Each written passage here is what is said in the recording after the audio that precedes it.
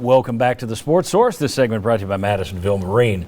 No one has a bigger, better, wider selection of new boats than Madisonville Marine. No one has a bigger, better, wider selection of pre-owned boats than Madisonville Marine.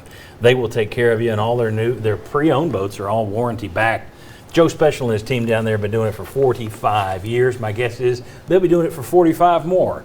madmarine.com to learn more, or you can get down and see their showroom and their lot at Highway 411 North in Madisonville. Find out why people on the internet across the country order boats from Madisonville Marine and have them shipped to Texas, Florida, and California. That tells you what kind of deals these people are putting forward. Madisonville Marine. All right, let's take a look at the schedule that Tennessee has played and will face so far.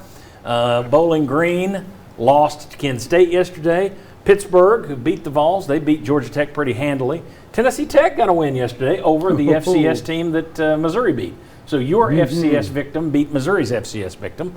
Kentucky with the upset of Florida. South Carolina, Tennessee's next opponent, knocked off Troy. Alabama beat the Genius 42-21. Going on fourth down inside your own 30 every time is probably not the smartest way to go. Georgia pops the Sam Pittman balloon pretty good there. South Alabama beats or loses to Louisiana Lafayette. They call themselves Louisiana, Jimmy. They'll always be Louisiana Lafayette to me. Absolutely. Well, to me, they were USL, University of Southwest Louisiana. Right, yeah. When I covered them, that's what they were. They're getting too big for the britches. That's right, Raging Cajuns. I know somebody that went there when they were Louisiana Lafayette, and they called them U-La-La, which I thought was pretty good. They did. And then Vanderbilt with the last-second field goal victory over the worst team in the FBS, UConn. Gentlemen, thoughts on games before we get into Carolina? Just anything stand out there? The Florida-Kentucky game. What does that do to your view of Kentucky? What does that do to your view of Florida and the team that beat Tennessee last week? There were a handful of 50-50 games for me for Tennessee going in. Kentucky was one of them. I think Kentucky is the most difficult of those games that I thought were 50-50, could go either way. They have a good football team. They run the football well. They actually They held Florida to 171 rushing yards, which is pretty darn good considering what Florida was averaging. That's a good, solid Kentucky team, a typical Kentucky team under Coach Stoops. I'm starting to wonder, I've always said if they had a good quarterback, well, they go out and they get a decent quarterback. He's an upgrade over the wide receivers they've played at quarterback the last few years. They go get a guru from the Rams, the NFL, who's supposed to throw it all over the yard. They still don't throw it. I'm beginning to wonder if he's got some Les Miles in him, some Jeremy Pruitt, where it doesn't matter who the quarterback is or who the offense coordinator is, we're going to focus on defense here, and you're going to be very conservative.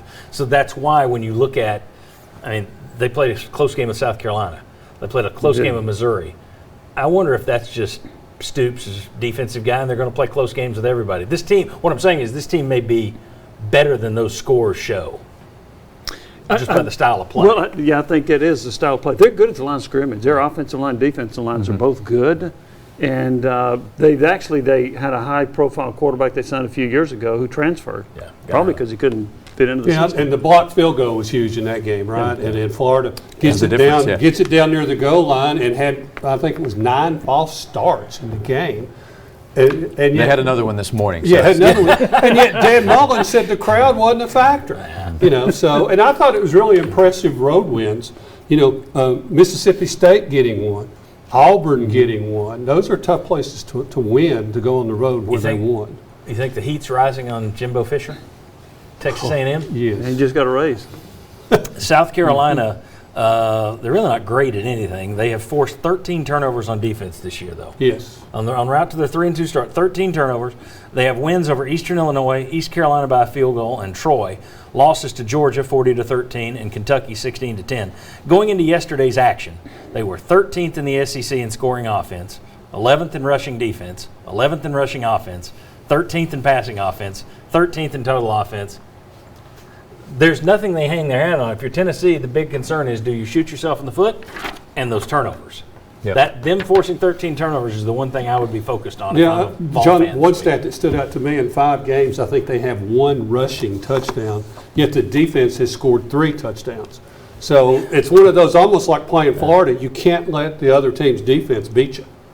Well, I'll tell you what, when we come back, we'll take a live shot. He'll get in his jet. In the next 2 minutes, he'll land at the Chucky Casino out in Vegas. We'll take a live shot from there. and we'll let the casino make their pick, and we'll also run down the how the contest is about to get tougher. It really kicks off and gets interesting this week. So come on back. We'll discuss all that.